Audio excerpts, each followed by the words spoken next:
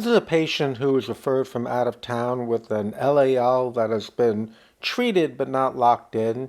She is complaining of negative and positive dysphotopsia and vitreous floaters, and you can see the white ring floating around behind her lens as I place my trocars.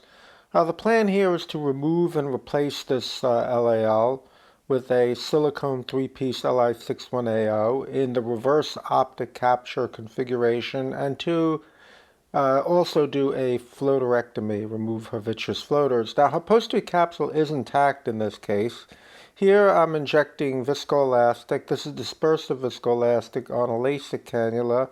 And now I'm switching to cohesive viscoelastic to reopen the capsular bag. I'm now going to remove the distal haptic from the capsular bag, and this slides out pretty easily. I'm using a Sinskey hook and a Lester hook to extricate this, and then we'll go ahead and get the other side out. And there you can see that white ring floating around behind the lens. That's really driving her crazy. So here we're sliding the second haptic out, and now the lens is up in the anterior chamber. I'm going to make my 2.75 millimeter clear cornea incision, and because this lens is so thick and so big, we're going to have to cut it into 3 pieces rather than 2 to get it out through a smaller incision. So here I'm cutting off 1/3 of the lens. I'm grabbing the edge of the lens, and I'll pull this out, and then I'll rotate the lens so I can grab it and cut it again with the scissor. I have to rotate it because the edge is thinner than the center. If I try to grab it in the center, it's hard to hold. So here I'm going to go ahead and cut the middle piece of the lens off, and then the last piece comes out. And this lens, because it was only treated with LDD once and not locked in, cuts more like Jarlsberg than feta cheese. It's not crumbly. It cuts pretty normally.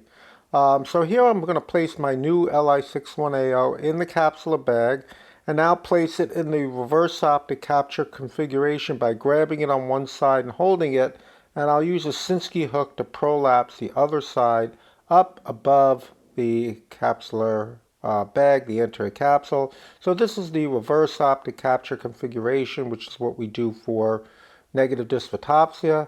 Now I'm going to go ahead and do my pars plana vitrectomy to remove the floaters which are bothering her.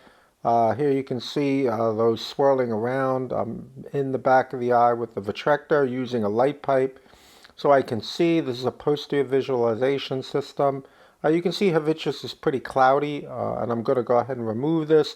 We start in the center, remove the core vitreous, and then work our way around, going out to the vitreous base, 360 degrees to remove all of the vitreous. And this is edited just to show you a framework of what we've done here. It takes longer than this.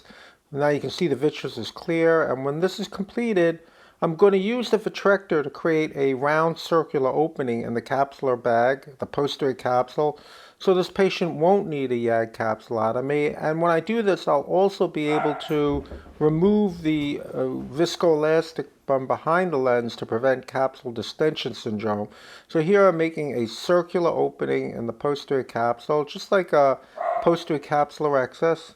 And I'm going to go ahead and remove the viscoelastic now from the capsular bag to prevent capsule distension syndrome.